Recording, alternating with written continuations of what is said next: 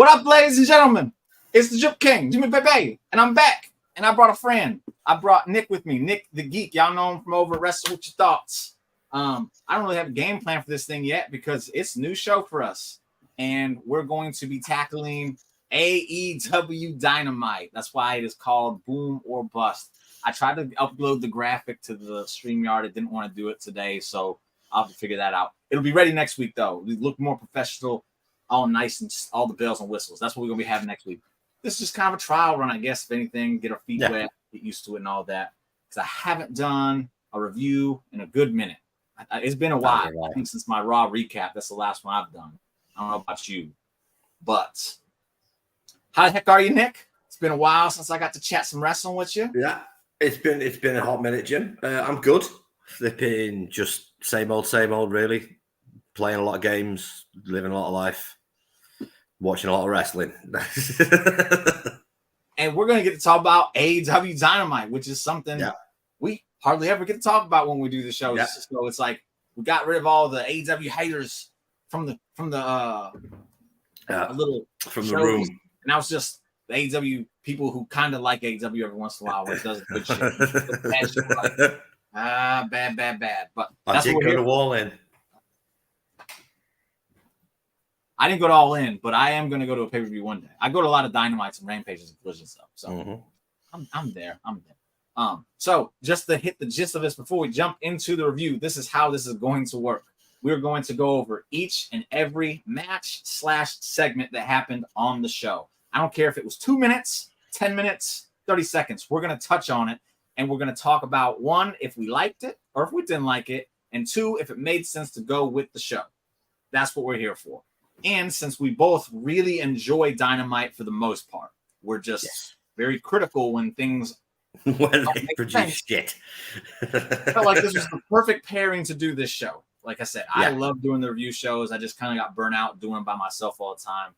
Nick doesn't ever get to talk about AEW with his friends. So we're pairing our heads together, and we're going to give y'all our honest reviews. And this isn't, I don't know about Nick's side of things, but from my side, I'm not doing the whole analyzing, breaking everything down. I'm not going to do that. I'm speaking strictly from an AEW fan's perspective.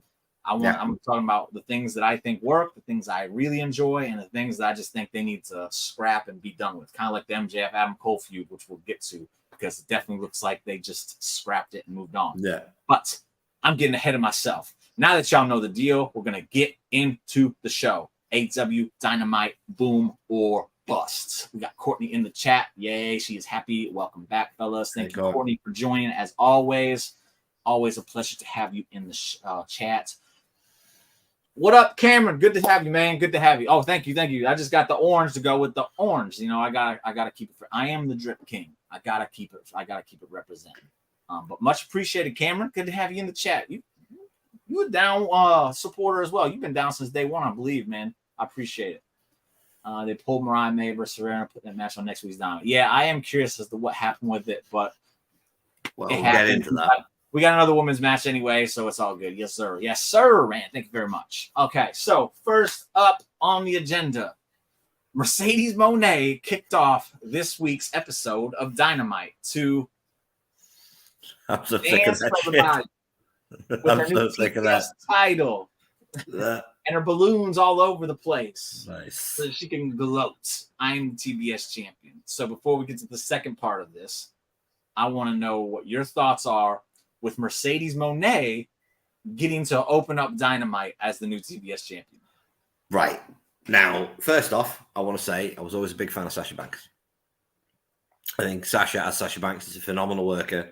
And I think as Mercedes Moné, she's done a very good job of taking the exact same gimmick and indie-fying it a little bit. She's got an indie name. She's got an indie name for a finisher. Okay. She's indie-fied it a little bit. And she proved on Sunday that she can still go in the ring. She hit all ring rust by bumping her ass off, and she did a very, very good job. However, when Swerve Strickland has not main evented a pay-per-view or a Dynamite or a Collision since he won the World Championship, and he's just come off a big win against Christian Cage. It's a big win. I don't care what anyone says. Christian's a very credible opponent. Christian Cage is top dog in AEW, for sure. For sure. Biggest heel of the company. he should have opened the show. I know it's Mercedes and they're on TBS and she's the face of TBS now and all this other malarkey, but for where they went with the angle, this was not an opening angle. This could have been done halfway through the show. This could have been done towards the end of the show. They should have started hot, and they didn't start hot. Okay, so to counter that, I'm going to say I have not really ever been a big fan of Sasha Banks when she was in WWE. I recognize she is super talented. I think you could argue that she is the most in-ring talented as far as the four horsewomen go. You could argue that. Agree. And I wouldn't even go against you. As far as the in-ring stuff, I won't argue. She is phenomenal in that ring. This has always been that thing that just I don't connect with her. I wanted to give her an honest try with this Mercedes Moné thing, especially now that she's in AEW, and I'm going to be seeing her on a week-to-week basis. The interview she had, what's his name? I can't remember his name. Evan Mack. Evan Mack had the interview with Mercedes Moné about a week before she debuted for AEW. Yep. And I listened to it, and I literally was like, wow, this is not the same woman that I've been like critical against. I want to give her an honest try. I'm rooting for her at this point because what she said in that interview, she won me over. And then all it took was a month of her coming out doing her shtick, and I'm already past it. Again, I recognize she's phenomenal. I do. I really, really do. But I don't think she's as phenomenal as everyone likes to think she is. And in a company where you have Tony Storm, there is a different bar to the women's division these days. I'm going to go ahead and say this. Compared to Willow Nightingale, and I'm going to compare to Willow Nightingale because that's the person she feuded with all the way up. Makes sense. To Double or Nothing, and they had their match, and it was a good match. I was happy with it. I was happy with it. Willow Nightingale ate her up every single week. Yep. To the point where I said, there's no reason Willow Nightingale shouldn't win this match. I really thought she should have won a Double or Nothing. I think so do I. Mercedes had the excuse. I was ring rust. I just came back from a career and almost a career and an injury. There's many reasons why Mercedes could have taken the loss and she would have been just fine, but it didn't. Yeah. And Mercedes won.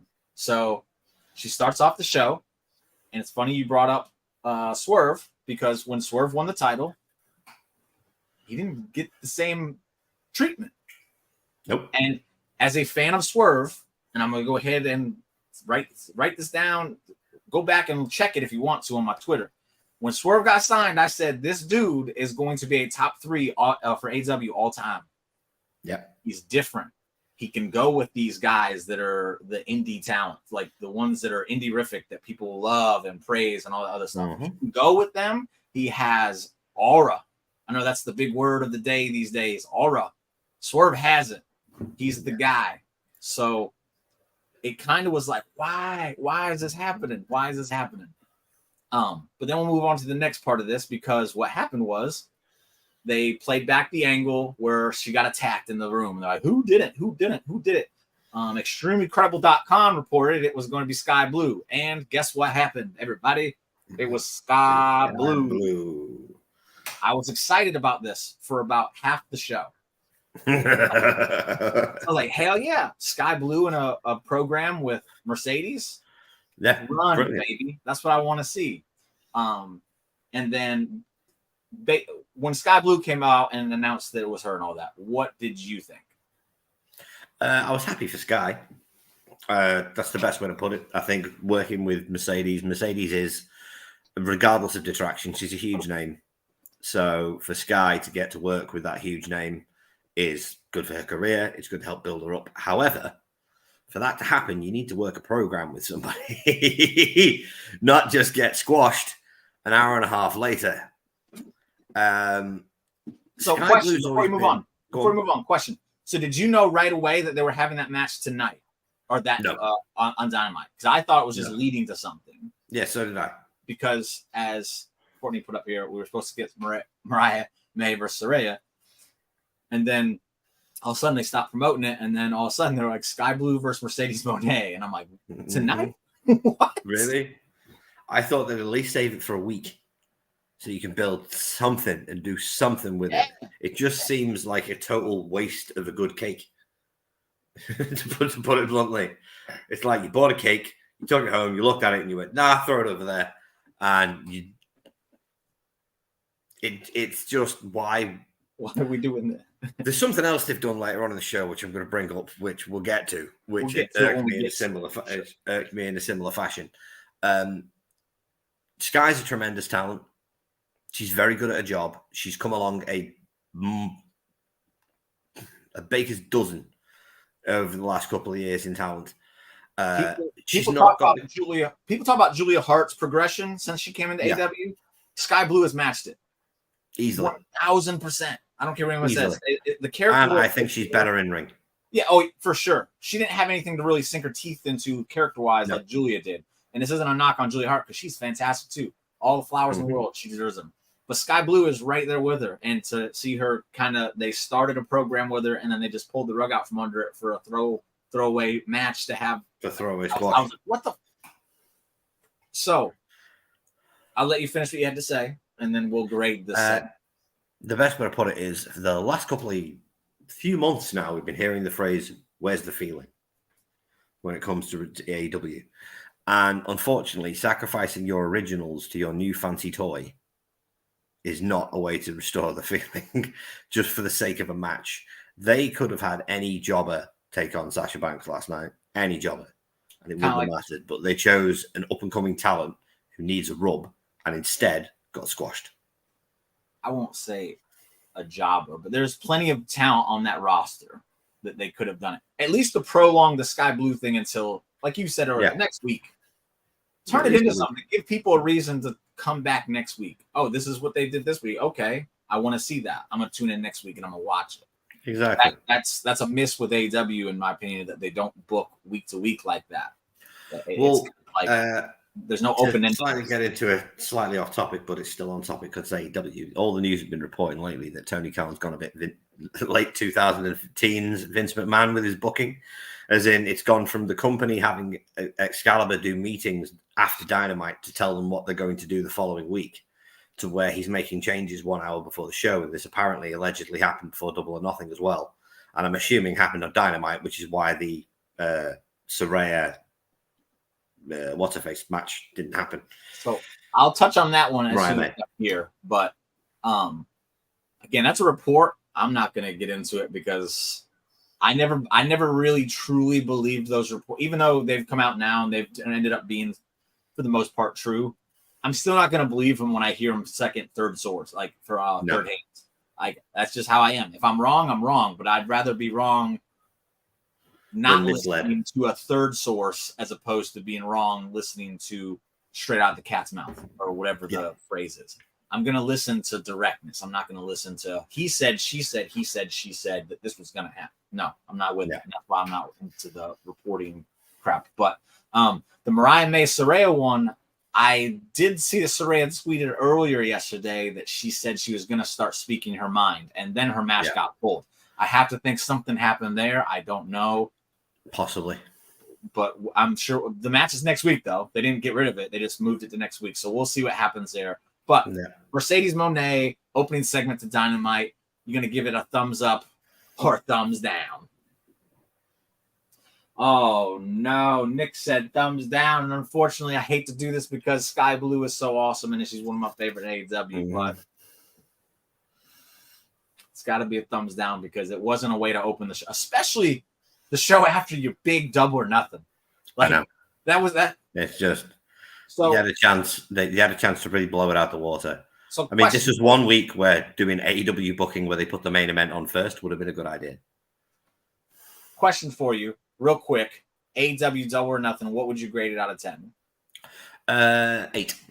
Okay, if I took away the Jericho match and the Orange Cassidy Trent Beretta match, what would you grade it?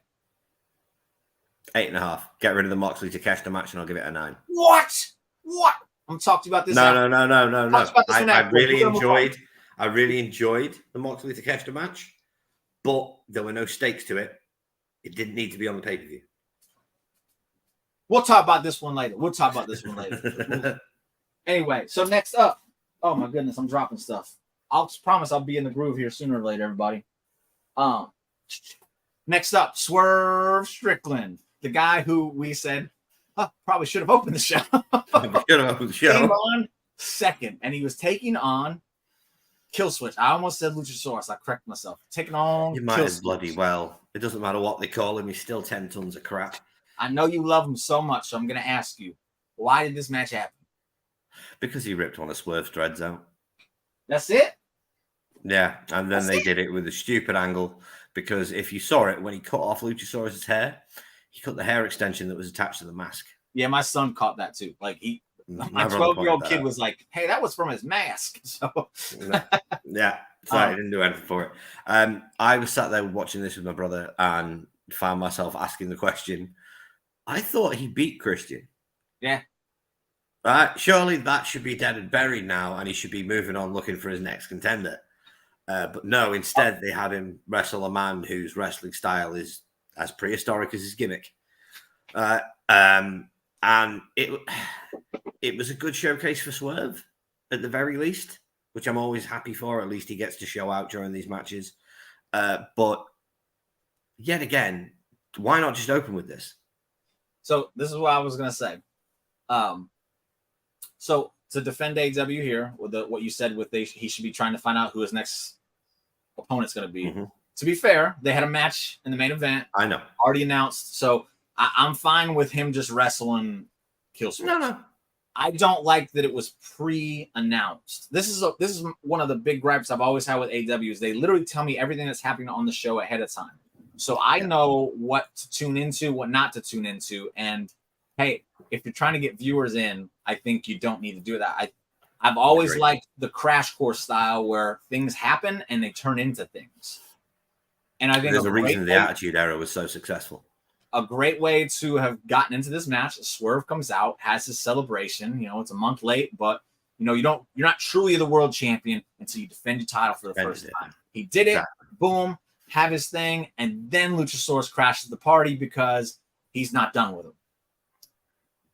To me, I know there's AEW faithful who hate that style, and I'm not saying do that kind of stuff every week, but in this situation, it kind of made a little bit of sense. It would have made sense. So with that, do you think he wrestles Luchasaurus because the feud with Christian isn't over? I hope not, but I'm thinking it was supposed to be the final nail in the coffin, because he beat Christian for everything that Christian did to him. And this was his final little bit of revenge against Killswitch for what Killswitch did to him. That's what I'm hoping this is, because I don't think Christian needs to be in a continued program for the world title. He's lost once. He's not going to beat Swerve. Just move on. Okay, so with that, we're going to give this... I don't want you to look at the placement of it, because that wouldn't be fair. The match itself, are you going to give it a thumbs up or a thumbs down? I'll give the match a thumbs up. Okay. The match was a good match. Like I said, it was a good showcase for Swerve. I enjoy watching Swerve wrestle.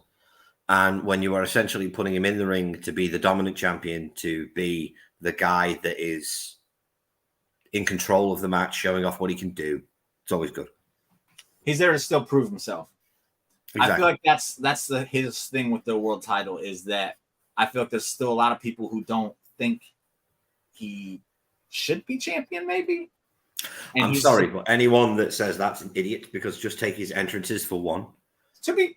okay. Black Panther when he won the championship. Yeah. The Warriors when he was defending the championship. Yes, they're old movie references in some cases, but it's an extra lid. It's an extra level. It's an extra page to his book. It's another trick in his arsenal.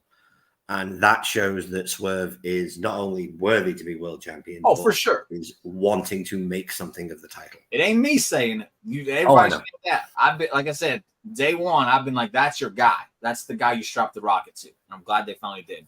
I just feel like there's a chip on his shoulder to the point, because there's already rumblings of who he's dropping that title to, and we're going to get to that at the end of the show here. But that kind of puts a chip on your shoulder. He's out there literally week after week trying to prove himself. Like, no, I am the guy. And to AEW's credit, with his matches as AEW champion, except for the one with Christian, even though they've been against people who probably didn't deserve a shot at Swerve, he hasn't. The matches go a little long, but it's not like he's being pushed to a limit. He handles them pretty easily. They just go a little bit long. But But so we both give that a thumbs up. Again, I'm not gonna criticize the placement or anything like that because the match itself was fine. It went with it closes a book and all that other stuff, so it's fine. Real quick, Mox cut a promo. He stands atop everybody, whether it's this. He's got the schedule here. He's going here. He's doing this, all that. You fine with it? Were you good with it? Did it make sense? I like Jon Moxley. I know a lot of people don't like Jon Moxley, but funny fact, Jon Moxley, I only worked this out the other day, and I can't believe it's taken me so long to twig. Why do you think he uses Wild Thing as his entrance music? Go ahead, tell me what you think. Because it's his tribute to Atsushi Onita. Okay. He's the white American. He's the American Onita. I've heard this before. Or as I call him, he's the modern day Terry Funk. And a lot of people disagree with me for that. I think it was Tony Khan that I said. I think on Busted Open it said something about that. It's there you go. It's homage to him. So yeah, that makes sense. So we're both doing thumbs up for Moxley then. Thumbs up. That's good. That's why I fuck with you, Nick, because you don't shit on Moxley for being who Moxley is. It works. No, I like Moxley for being who Moxley is. Okay. He reminds me of an old school ECW wrestler, and that's a good thing. I'm gonna love this next one because it's the Learning Tree with Chris Jericho. I'm gonna break down I'm gonna tell you what happened in the segment, and then we could do a breakdown. And you're definitely going first here. So, the Learning Tree, Big Bill, he calls out Chris Jericho. Chris Jericho, he was just doing the shtick. It's bright pink jacket. Oh my douchebag goatee that he's now shaved in. Then he brings out Brian Keith, the newest member of the Learning Tree. And then Hook comes out because he's mad. Then it was Bad Apple. and the fans of the branches. What do you call Big Bill? The Redwood.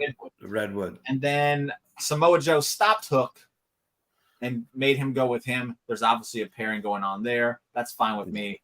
I'm interested in seeing what happens there. Yes. But main thing I want to talk about here is the Learning Tree. I'm going to cut us off at 28 minutes here. I don't want to, because I could probably talk about this for 40 minutes if I wanted to. Okay. We got the rest of the show, so I want to make sure we limit ourselves here. What do you think about the segment? Right. I am of two minds about the Learning Tree, Chris Jericho. In one mind, I have a tremendous amount of respect for Chris. And him leaning into what all the fans have been complaining about and trying to turn it into a gimmick is in a certain degree genius, but in another degree, a complete and utter waste of time. Everybody's problem with Chris Jericho at the moment is that he's on TV too much. Right? Jericho's problems would all be solved by him going away and doing a Fozzy tour for 3 months and then coming back. But unfortunately, Chris is too stubborn for this. And Chris has seen gold in green, where he has decided it's in gold in green.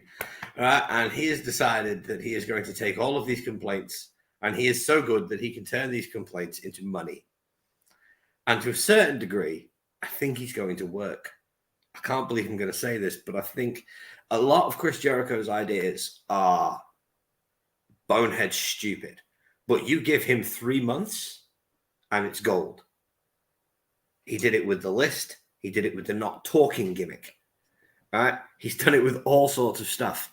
I was laughing my ass off when Big Bill decided to give us his words of wisdom for the week. What was it? Even though leaves fall in the fall, they always grow back stronger and greener. They always grow back brighter in the spring. Brighter and stronger in the spring. And I think that applies here. I don't understand how it applied here, but we can get there. I'm happy for Brian Keith because I like Brian Keith. I do. I've liked Brian Keith since I saw him in GCW. I think he's a great worker. And I'm happy he's getting to move up. And I thought he was pretty funny, just flipping his lid about the fact that no one gives any respect to Chris Jericho. I thought that was funny. I thought the set that he put together with the South Park tree and everything else was brilliant because you don't see this on AEW television. Jericho is presenting himself as the worst kind of WWE wrestler to AEW fans. And he's doing it deliberately. And I don't think a lot of people realize how deliberate he's being with this. The fact that he's referring to himself as the Jericho Vortex. The fact that the chat show is literally called TV Time with the learning tree, Chris Jericho. It's freaking genius. But as I said to my brother, I don't know if I like it or not. I don't dislike it. Like, I do not hate it in any way, shape, or form. But I don't know if I like it. What's the word I'm looking for here? It's divisive. There's another word for it, but yeah, it's divisive. So here's my take on it. I'm going to break down the entire Jericho character here real quick. Because you hit it on the head. It's a WWE character, but it is a parody of the WWE character. He changed his music to be god awful because what do people complain about online about WWE's theme music? They're all god awful.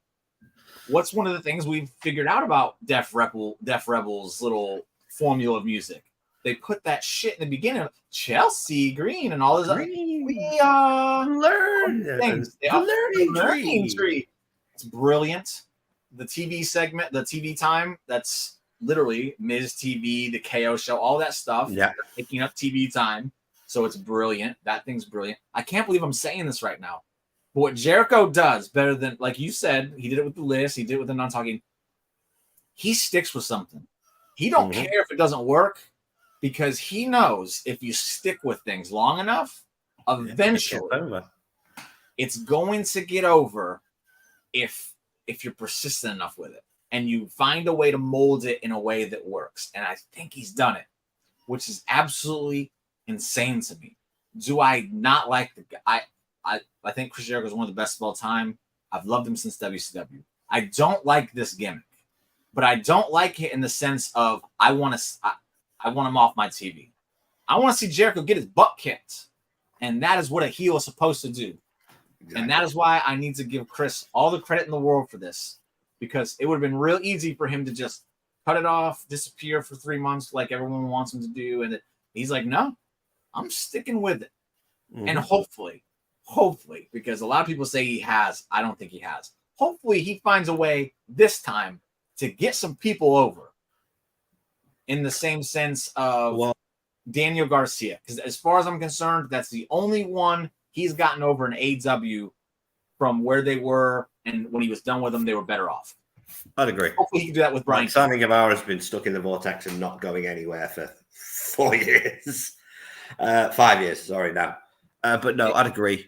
I mean, Jericho's always been good at taking chicken shit and turning it into chicken salad. He's always been very good at it, and that's what he's doing this time. Like you said, it just takes time.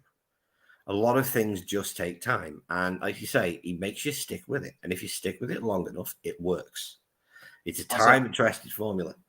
Also, real quick, we're at 28 minutes, but I wanted to get this in because I forgot to hit it. The Jericho Vortex is also a shot at how, remember in WWE a few years ago, the feuds were just lasting forever. Yeah, the Mid-Card Vortex. Jericho is doing. They're lasting forever. And apparently the Learning Tree is a name that was given to Vince McMahon back in the day because someone pulled out a Triple H tweet and said, happy birthday to the Learning Tree, Vince McMahon. It was in 2018. So kudos to Chris. I'm giving a thumbs up. I can't believe I'm doing this. I honestly can't believe I'm doing this. So I know everyone hates it. I know they do. I don't care.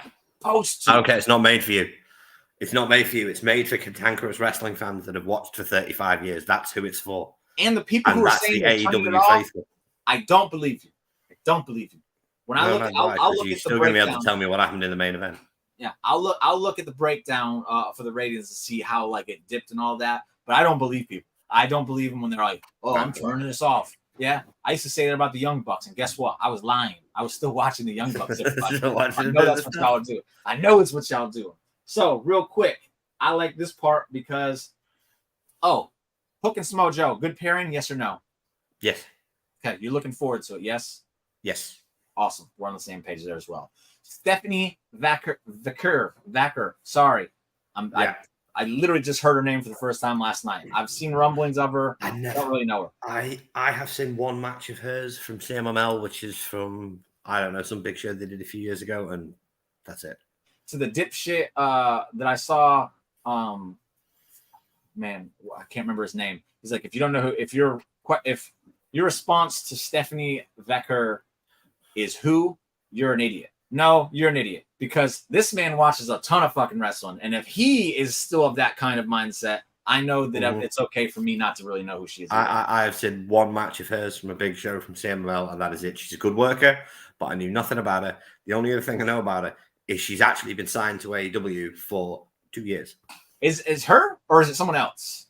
I think it's her, unless I'm getting her confused. Well, what I'm bringing up this for is because what did they do with her last night? They gave her a video package, and now we're talking about her instead of you just throwing her right to the wolves and everything. So cleverly done. Well done to AEW. And I didn't see a single person complaining about it. So hey, it works when it makes sense, and it makes sense because you did a video package. Well, not only that, we'll bring her up in a little bit because she's back in the show later. Obviously. But so you're happy about a video package for someone who's never been on the show before. So we get an idea of who she is. And again, we'll retouch this in a minute. It's one complaint I've always had with AEW is they throw people in front of camera. Like Mance Warner. Mance Warner. Against John Moxley for the AEW World title. And I'm like, who is this guy? Well, you see, I knew who he was from GCW, but as you pointed out, I watch a lot of wrestling. But even when I saw it, me and my brother, who also knows who Mance was sat there going, why aren't they advertising this? Yeah. Why aren't they building this man up? Surely Brett Lauderdale will give him a load of footage if he's letting him use his wrestler. Okay. So moving on, we're just talking about Mox and Mance Warner's championship match. We'll move on to the Mox versus Rocky Romero match. I don't even want to give this match a bunch of time because it was stupid. It's a stupid match to have. And I'm sorry. This is not a shot at Rocky Romero. No, I don't have anything against Rocky Romero. How many matches is my brother encapsulated it perfectly when we were watching Dynamite, and he said, why? How many matches has Rocky Romero won on AEW television? 1. Really? I thought it was 0. I literally thought it was 0. It was a tag match, though, so. And I don't want to hear the nonsense about, well, he does things on the... I'm not watching all those other I don't care. Rocky is using his political power as a member of the front office to get himself on Dynamite and have matches with his friends. Do you know the real reason he had this match? Because I bet he comes out and says it on Twitter in the next couple of days. Rocky Romero has wrestled every single IWGP champion since he started with New Japan Pro Wrestling. Guess who he hadn't wrestled yet? John Moxley. That's why this match happened. Because Rocky wanted to wrestle another one of the IWGP champs to get it off his bucket list. There was no point in this match happening. It was a total waste of time. It was the most predictable match of anything that you could have put on the card. There's no chance in hell that Rocky Romero is beating John Moxley, bad wing or no. Especially after Takeshita didn't double or nothing. Exactly. But here's the thing about Rocky Romero. And the argument I would get if I was to go on Twitter and raise hell about this, the argument I would get is like, well, he's doing this here and he's doing this here and he's doing this here. I don't know about this because I watch AEW and you're having other things happen that have nothing to do with AEW happening on AEW television, which is why I think video packages kind of necessary for things like this. Now, if you would have sat there and shown me that Rocky Romero had been tearing it up in CMLL and over in New Japan for a minute, and he'd earned this position to get a shot at this, I'd shut up.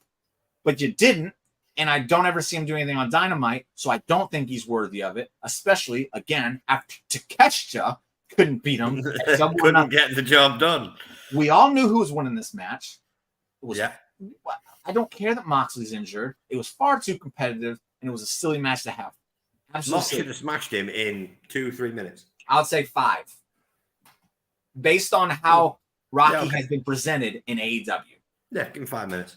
So with that, smashed him. I think I know what we're doing here. I'm giving a big old thumbs down. I'm putting it all the way up into the camera so everybody sees how fat this fucking thumbs down is because it was silly to me. It was absolutely silly to me. It was dumb. Waste of time. Next up, we're gonna cap this one at 39 minutes here. Check the clock.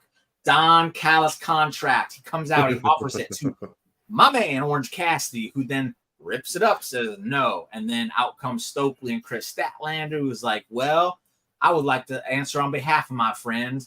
And he says yes to the Don Callis family. Right. Pan out. There's Trent Beretta. He attacks John Moxley. Don Callis hurts his foot kicking Orange Cassidy, but then they do the best friends hug over a fallen Orange Cassidy, and then where Callis stands on Orange. Yes. So with that, what did you think about this whole segment? I liked it, but I've been saying for 2 months that Trent Beretta was the one who was going to join the Don Callis family. It was obvious. It was so obvious because everything that Don wants in a wrestler, Trent is currently doing. Right? It made no sense that he was after Orange at all. And it was pretty obvious that he was going for Trent on the long run. I know we wanted Orange because Orange is a big star and he can help the Callis family with the name and so on and so forth. But Trent made a lot more sense and it was obvious that he was going to join. However, Don's freaking brilliant. All right? Because what Chris Jericho needs to learn is the difference between the current heat that he's getting, which is go away boos, to what Don Callis gets, which is we're going to kill you boos. Getting them Dom boos. Dom, yeah, he is. He gets Dominic Mysterio boos. Don Callis is a tremendous heel. He has been since he was the Office in ECW back in the 90s. He is the Jackal in WWE in the 90s. He was always a good heel. He's always been great at it. I love the fact that he's putting a tremendous amount of makeup on his scar to make it look like it's a fresh wound every single week. My son pointed that out, and he goes, "Man, that makes him look like really cool." And I'm like, "Yeah, that's the point. Like, that's pretty cool little things you got going on there." It's a very good idea. I liked this. I liked Orange tearing the contract up at the speed of a snail. I thought that was interesting. That was very Orange Cassidy, just to take forever to tear the paper. Although I think my brother had it down when he said he should have done it one page at a time. I think that would have been funnier. But I'm happy that Trent's going to be in the Don Callis family because the Don Callis family, everyone is not noticing something about the Don Callis family. The picture that comes up is the Last Supper. Yeah, okay? Yeah. There are 12 disciples. We're not so far. Oh, I think we are. I don't think we are. I think we are. Because you've got Will. Will's leaving. Sammy. Will's leaving. Eventually, Will is leaving without a shadow of a doubt. And Fletcher's going to go with him. Yeah, and when Doug Zilla comes back. Yeah. So. No, but he's got to fill in the apostles. So Trent is a perfectly good apostle to get added to the picture. I liked it. It didn't take up too much time. It was done well. I like the Statlander Stokely heel turn. Because I think Stokely Hathaway is amazing. Like, I freaking loved Stokely Hathaway when he was Malcolm Bivens in NXT. I loved him then, and I love him now. He's hilarious. He's like a black Bobby Heenan. Well, pump the brakes here, buddy. Pump the brakes. I'll allow you to say he's hilarious, but I'm not going to allow you to compare him to Bobby Heenan on the show. No, he's up there. In good conscience, I can't let you do it. He is. I don't care about good conscience. It's truth, right? He is good. He is the truth. It is cold hard fact, Jim. He is. If Stokely can be announced in the same breath as Bobby Heenan, then Mako Satomura can be announced in the same breath. No, as We cannot put Stokely Hathaway in the same breath. Not a chance. As Bobby Heenan. Stokely is a talented, hilarious man that is very. So here's what I'm going to say. As quick as Bobby was. Here's what I'm going to say about this. One, I was hoping Orange Cat. I knew it wasn't going to happen, but I really was hoping for it because I'm one of the people. I love Orange Cassidy. I used to not. He won me over, and now I love him. I don't care how often he's on TV. I'll be like, why is he still here? But then he starts wrestling, and I'm like, who gives a shit? He's awesome. I love him to death. He's amazing. I thought giving him a different direction would have been fun, especially after they missed the boat with the Jake Hager thing. They could have paired them up, put them in the tag team together. It would have been amazing. Yeah. They didn't. Put him in the Don Callis family. That would have been new and interesting. How does the whatever gimmick work with Callis? I'm here for it. And then he beat Trent at Double or Nothing, and that's when all hope went away. And I'm like, okay, Orange ain't joining Don Callis. Trent probably will, though. Mm-hmm. I'm a little surprised it happened on Dynamite, but it happened. Yeah. I like Trent, too. I've gone as far as saying I think he's one of the most absolutely underrated in-ring workers today. Yet again, I'm going to use my brother's reference. He's the modern-day Frankie Kazarian. That's fair. That's absolutely fair. 1,000%. He's really good. He's kind of boring. Like Trent's problem is he's so good at what he does, which is elevating people, that he'll never do anything but elevate people. That's a shame. That's a damn shame. It's like he's the type of guy who wins a championship and then a month later loses it back to the guy he won the championship off to help re-elevate that champion. And that's not a bad thing. These people are needed in pro wrestling. Oh, for sure. For sure. Everyone has roles to play. And when you know your role, it makes it that much better. And he knows his role. That's why it works so well for him. But this segment, what are you giving it? I think it was rushed. That's just me, though. I'm giving it. No, I think it was rushed, but I enjoy anything that is done with Don as a general rule. You like anything done with Don? I like anything done with Dom. I get it. That's how it goes. I get it.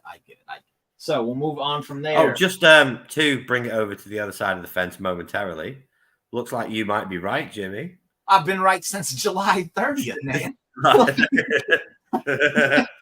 Your extremely credible. None. I know. Some real scoops. That's what I'm here for. Best freebies in the game. Check that out, everybody. We're going to move on to the next part of the show, in which we got a Daniel Garcia and Matt Menard. No nipples hard, though.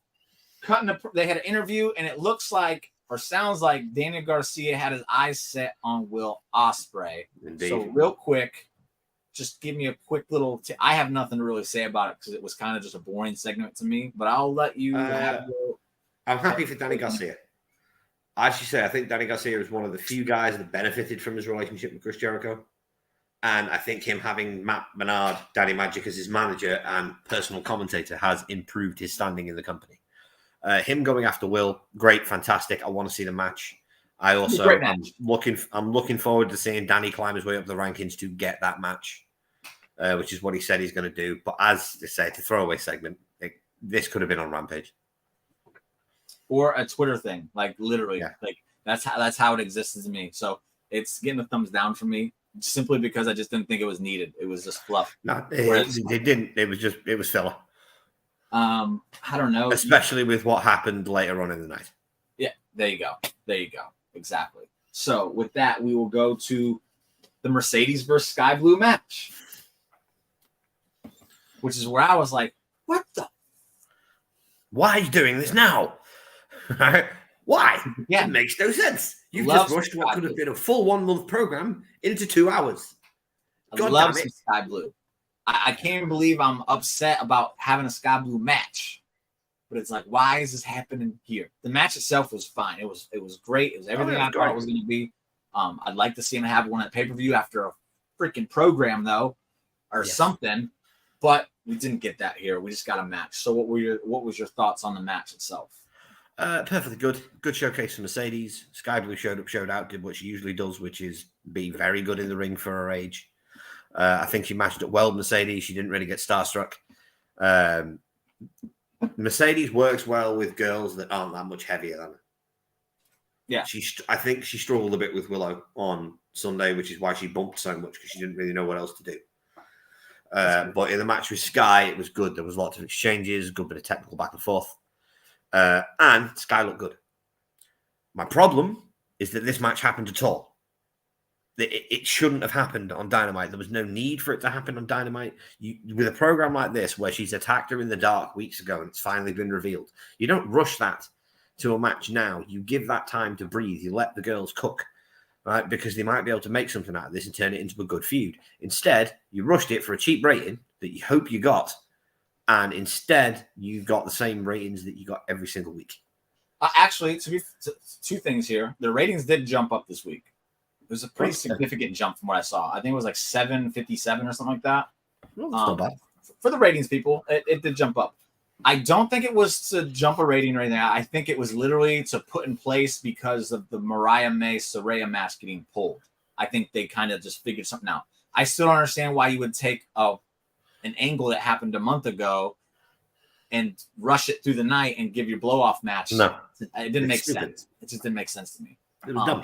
If you were going to do that, have Julia Hart be the one that attacked her, and then Sky Blue is just kind of filling in for. And the problem solved right there. Sky Blue was at the end game here. Julia Hart would be the end game, and then it's just a piece to jump.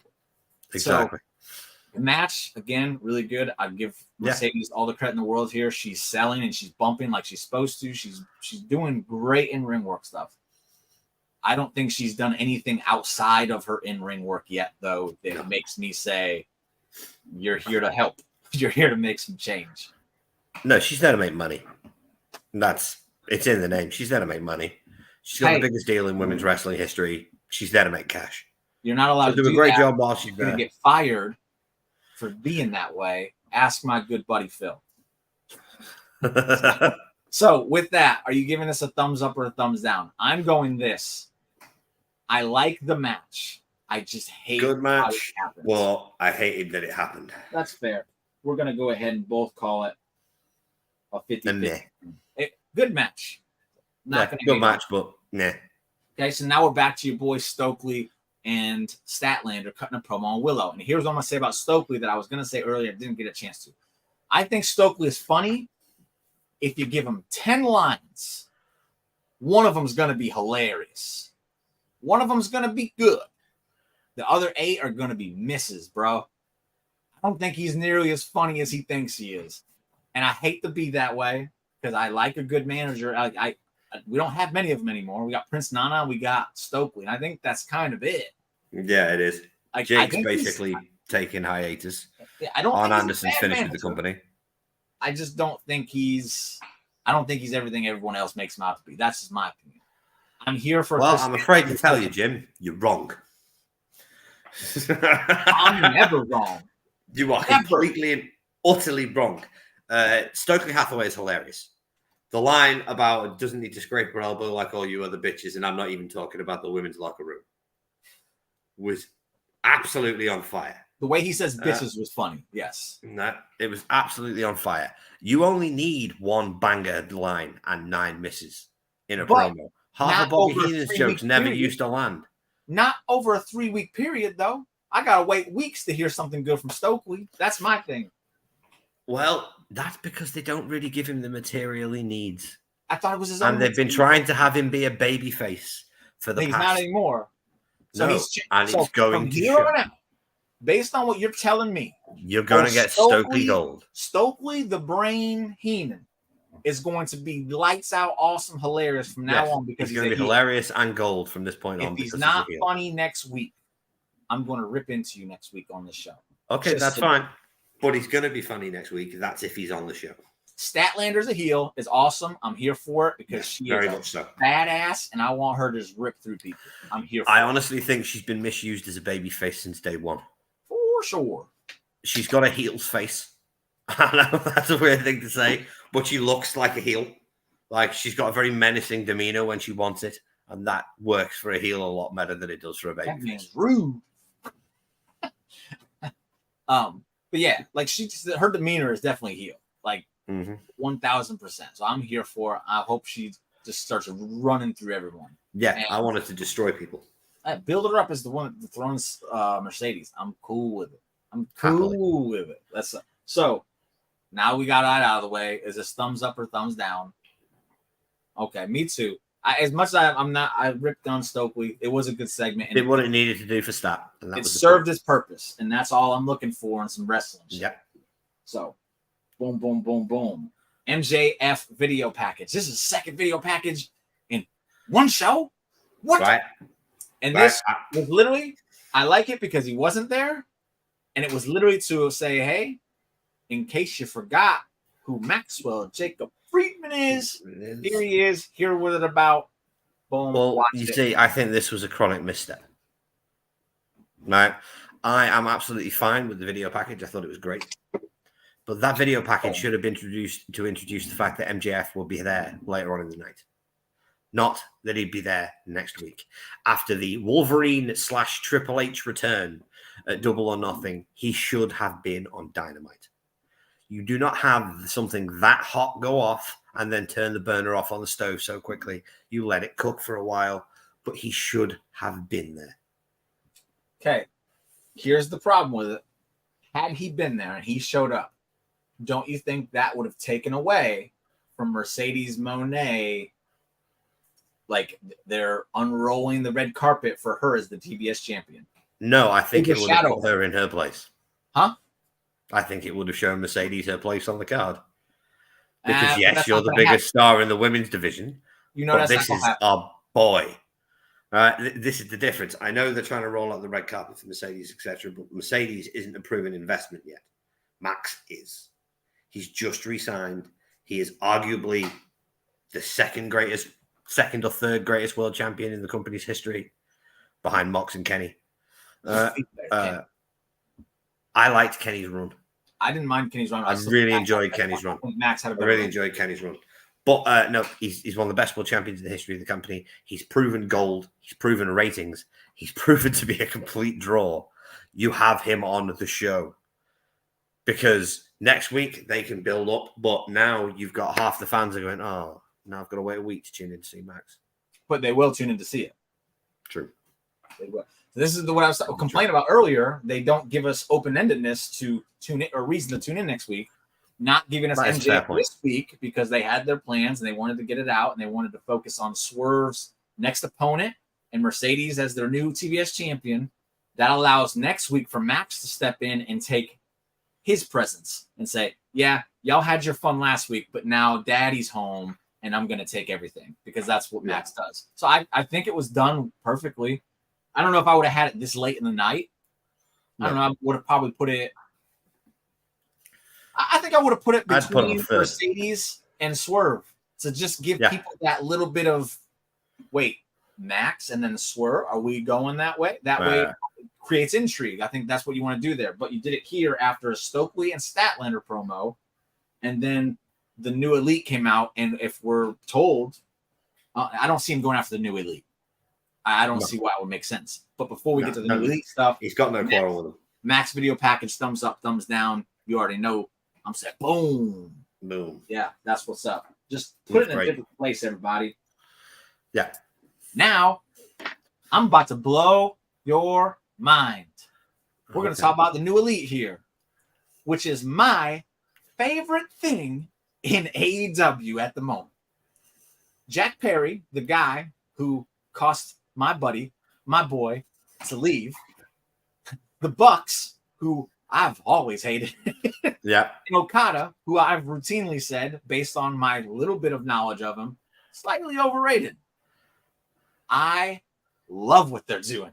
I think it's brilliant. I think it's amazing. I said when I heard Edge got injured, oh, my bad, Adam Copeland got injured, I said, you put that TNT title on Jack Perry, you don't waste any time doing it. And they almost did it. They didn't. But with that, because of Christopher Daniels. I'm gonna let you have at it, and then we'll talk about the Christopher Daniels thing. Right. First off, Okada's hilarious. Bitches. Just from that and from the fact, oh my god, I'm so happy, deadpan. It's a Lambo. That's deadpan. As soon as he took his hand away from his face, stop crying, just deadpan. Okada's hilarious. They are doing exactly what they need to do with Jack Perry. Like, they're doing it perfectly. There's no complaints at all. They're doing it brilliantly with Jack, and the Young Fucks are such good arseholes. That's the God's honest truth. They're such good arseholes. Like, you cannot fault them as dickheads because they're really good at it. This was really well done. They're playing. The way I look at it is the Young Bucks are playing the heel character that the AEW audience wanted Cody to be. Yes. You know what? I've never heard that out loud, and it's fucking brilliant. That's absolutely what that is. That's what they're doing. They're playing the heel character the AEW audience wanted Cody to be. Good shout. That's brilliant. I didn't think about that. Right. And it's working perfectly. Yeah. I mean, they're using for God's sake, they're even using the Cody Veil. I really enjoyed this. I enjoyed Christopher Daniels being put in, admittedly, another confusing title of the interim executive vice president, which makes no sense. Just call him a general manager. Call him a GM. Call him something along them lines, just because that's what he is. He's the babyface general manager. And I'm fine with Christopher Daniels doing this. I like Christopher Daniels.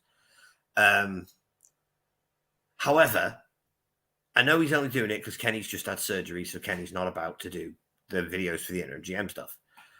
But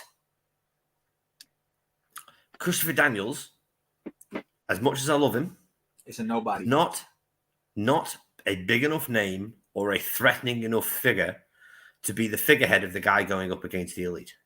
Yes, the one thing I didn't mean that to be a disrespectful thing when I said he's a nobody. No, I love Christopher Daniels. He's one of my favorite wrestlers of all time. I share a birthday with Christopher Daniels. He is amazing.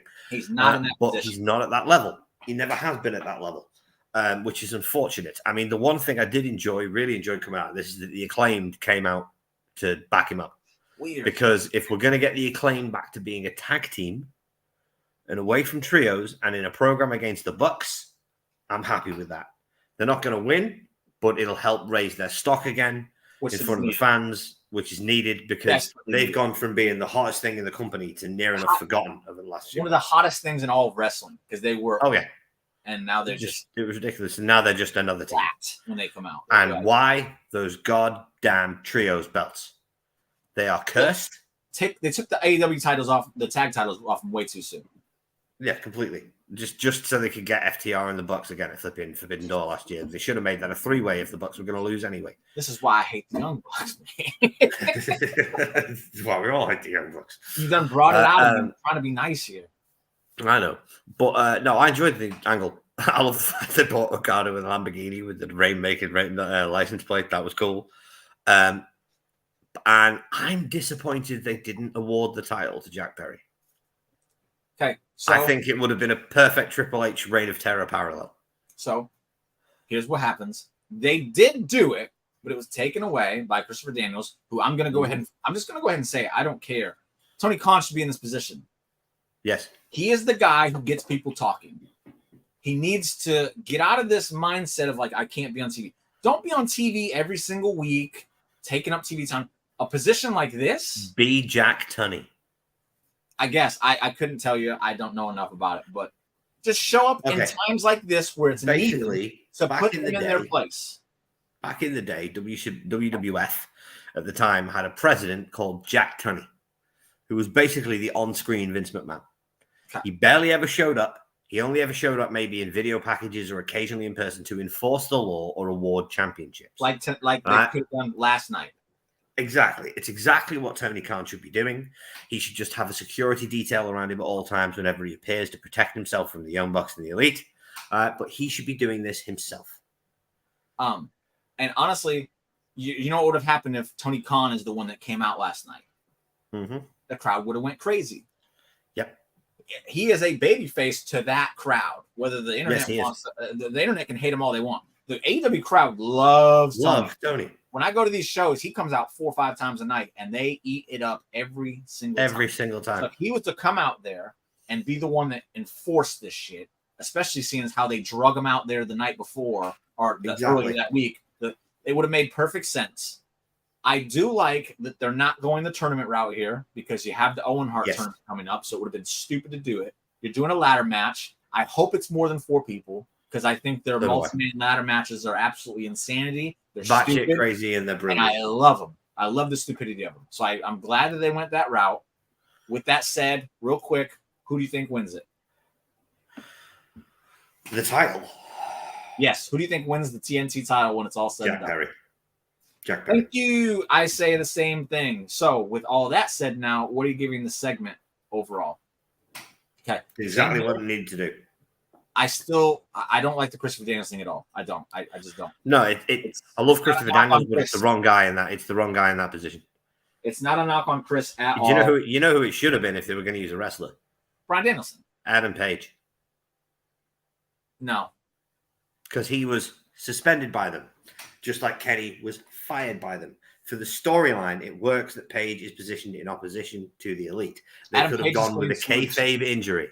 Adam Page is going to return to join them. Okay, yeah, that makes more sense. Yeah. So that he can get a shot at Swerve. Oh, yeah. There you go. So, I think Bryan Danielson would have worked. Yeah. Hey, Darby could work. Darby to a certain extent, yeah, because he's close to Tony Khan. Tony Khan dropped him off at the studio the other day. And again, you don't need it every week. It's not like we need this personality every week. I think Christopher Daniels probably will be, and that's why I don't like it. I think it just needed to be someone to get this job done, and then the next one comes up, take that over. But we'll get over that. We'll move on to the next one. We're at the hour mark. We got the one thing to go. First one, we're working the kinks out. We almost got it perfectly the first week. That's awesome. That's good news. That's not bad. We have the main event where it's I don't even know what it's called. The Casino Battle Royal gauntlet match. The fact that it's called a battle royal is stupid, but Yes. I digress. It's a gauntlet match. I'm going to eliminate it. The casino gauntlet match, well, we don't even know how many people are coming out, are all fighting for a chance to face Swerve at Forbidden Door. Then the people, and this is the order they came out in: Jay White, Pac, Mystico, Will Ospreay, Shota Umino, Claudio, Lio Rush, which was a cool little surprise. Yes, Orange it was. Cassidy, Hechicero. I got that name right. I'm proud of myself for that one.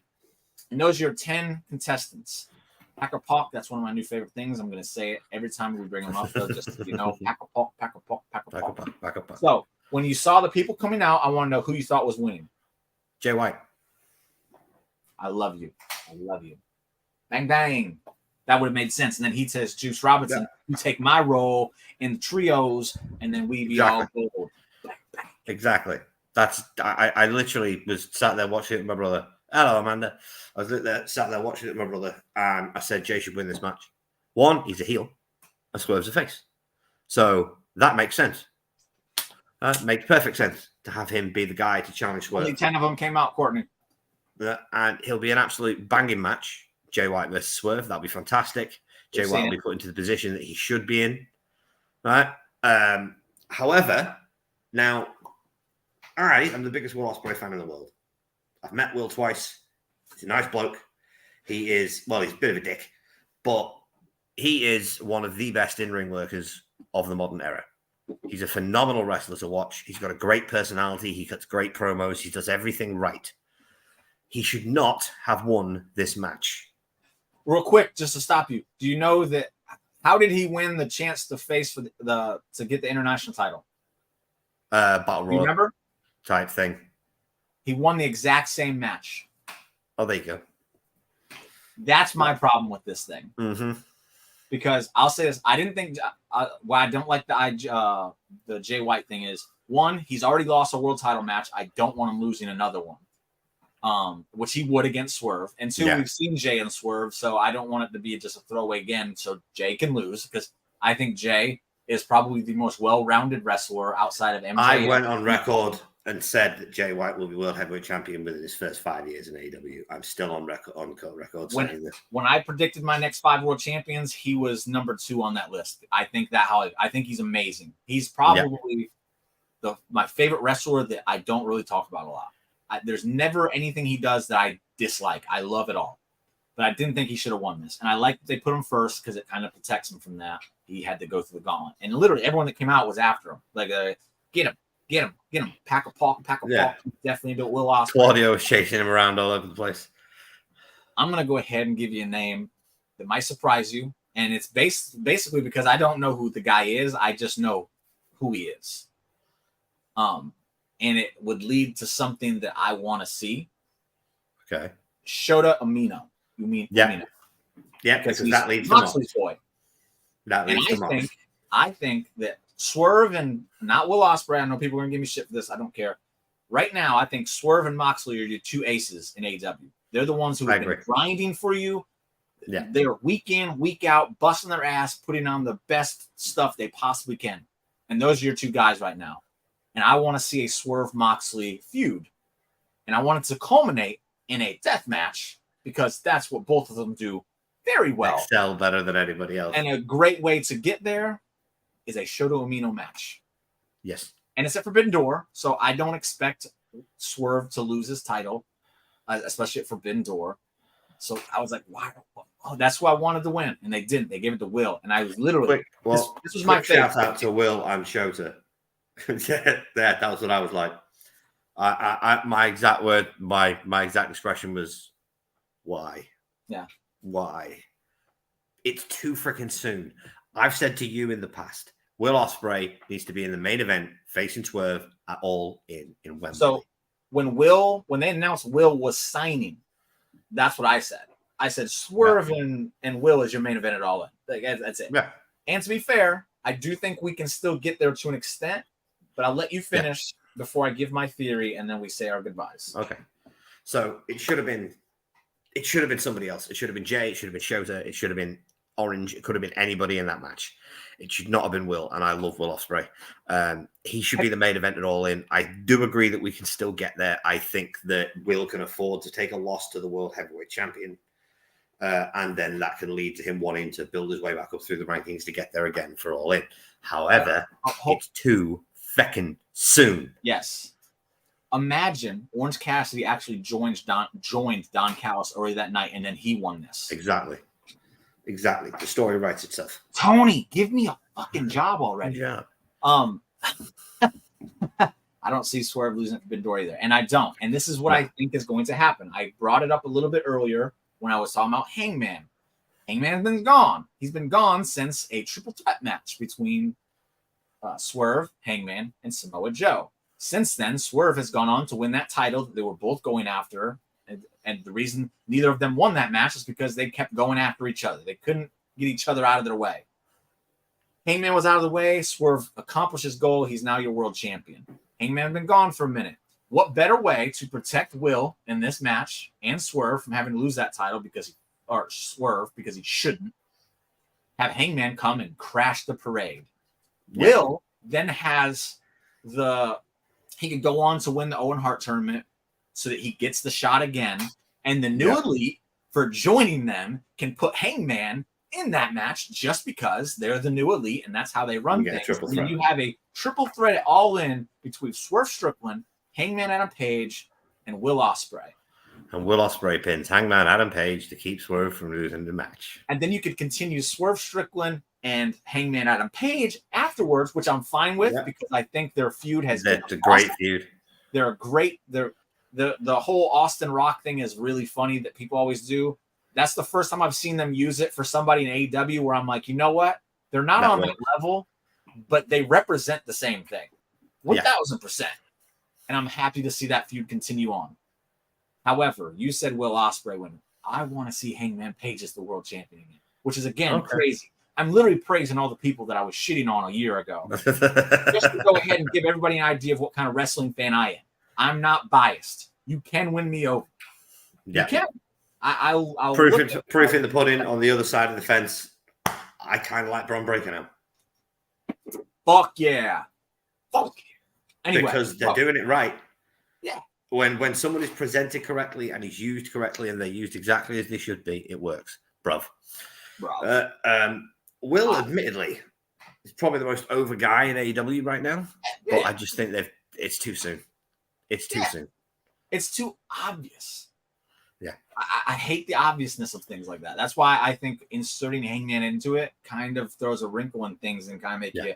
It does. Whoa. So with that, I'll cut it off. Thumbs up, thumbs down for the match.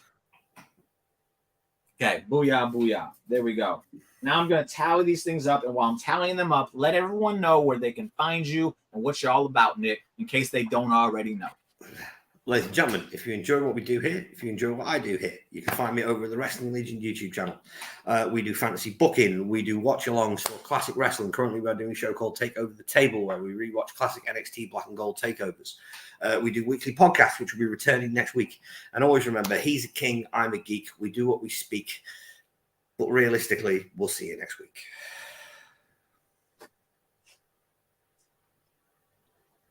So, I think I might have miscounted, but anyway, who cares? There was more thumbs up than thumbs down. So, as an overall show, you going to give it thumbs up, thumbs down, or are we meeting that in the middle? I'm going to give it a thumbs up this week. Okay. I'm as much thumbs up as I gave. I did like a lot of the stuff.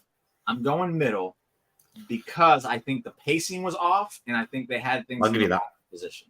So, overall... That main event, with the exception of the finish, the main event won me over. Yeah, but the main event was great. I can't even be mad that Will Ospreay won because Will Ospreay is incredible. And Swerving Will Ospreay is going to be incredible. So I feel like a great match. A crybaby to be like, why are they giving us this match? It's going to be awesome. But the pacing of the show, I'm judging the whole show, not segments now, and it's a middle because it did seem to drag at times. But I'll take this over this any day. So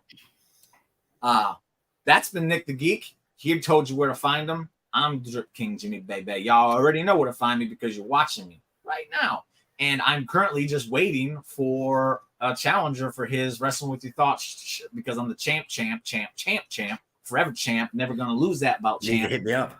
Albert, if you're watching, there's still a seat available for you, mate. And anybody else that would like a shot at the Wrestling With Your Thoughts Heavyweight Fantasy Booking Championship, hit me up on Twitter at Wrestling With Your Thoughts, Nick, and we will put something together.